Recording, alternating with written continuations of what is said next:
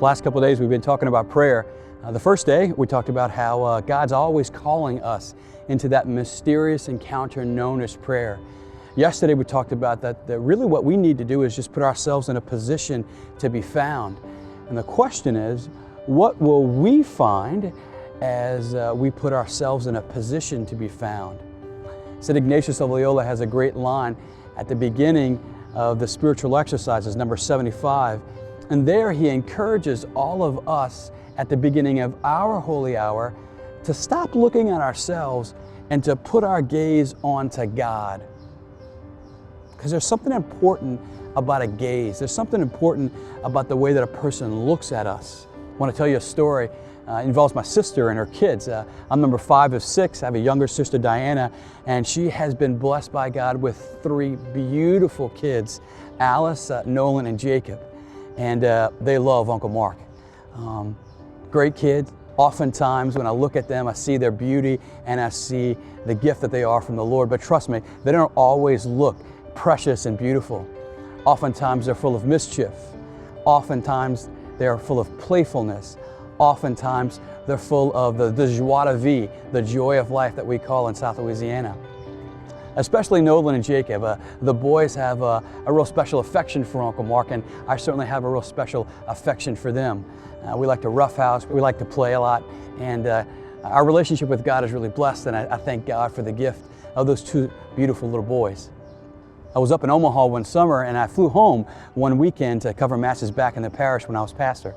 And my sister Diana picked me up from the airport, and I had an intuition that she would bring the kids, and certainly I was hoping that she would do so. Well, sure enough, as I was curbside waiting to be picked up, I saw her car coming around the corner, and I eventually saw all 3 kids in the car.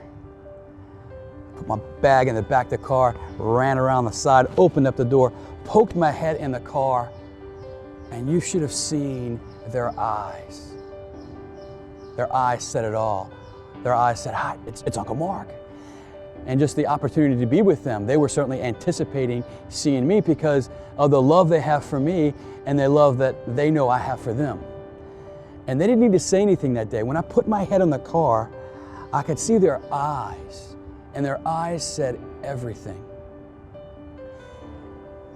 When you love somebody, and when that person loves you deeply, when you look at them and you allow them to look at you, there's something in their eyes that relays and communicates love.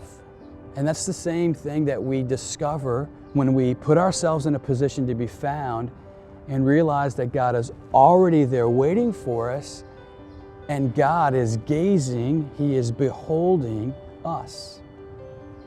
So at the beginning of prayer and the 75th annotation in the spiritual exercises, Ignatius encourages all of us as he says, a step or 2 before the place where I am to meditate and contemplate, I will pause for the space of an Our Father with my consciousness raised on high and consider how my God and Lord gazes upon me. And then I will make an act of reverence and humility. The beginning of prayer. St. Ignatius encourages all of us, as he did himself, to pause for 60 seconds, the space of an Our Father, with our consciousness raised on high, not looking at us, not bouldering into prayer and kind of just throwing at God all of our stuff, but to stop looking at us and to look at God.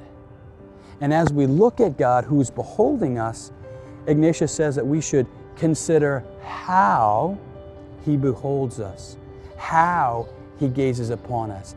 How is it that God is looking at us? In other words, what's in His eyes as He looks at us? When I saw Nolan and Jacob's eyes, I knew that they were excited. I knew that I was desired by them. They wanted to be around me. And I knew that it was going to be a beautiful encounter just by looking in their eyes. And when you and I allow God to look at us, and when we receive His gaze, we can know right from the beginning how God feels for us to be there. So many times when you and I are having a bad day, we just assume God's having a bad day too. So many times when you and I are busy, just caught up in life, we assume that God's busy and He's caught up in life. So many times when we feel guilty and we don't feel like we are worthy of God, we feel that God feels the same way, that He's disappointed and that He doesn't think that we're worthy of His love.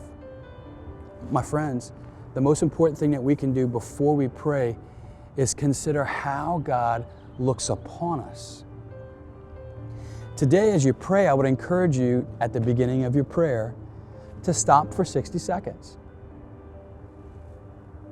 Stop looking at you and look at God. And consider what's in God's eyes as He looks at you. And as you pray today, I would encourage you to pray again with the prophet, this time Isaiah chapter 43, 1-7, where the prophet says the words of God, that we are precious in His eyes and He loves us. Let the Lord look at you, receive His gaze today. God bless you.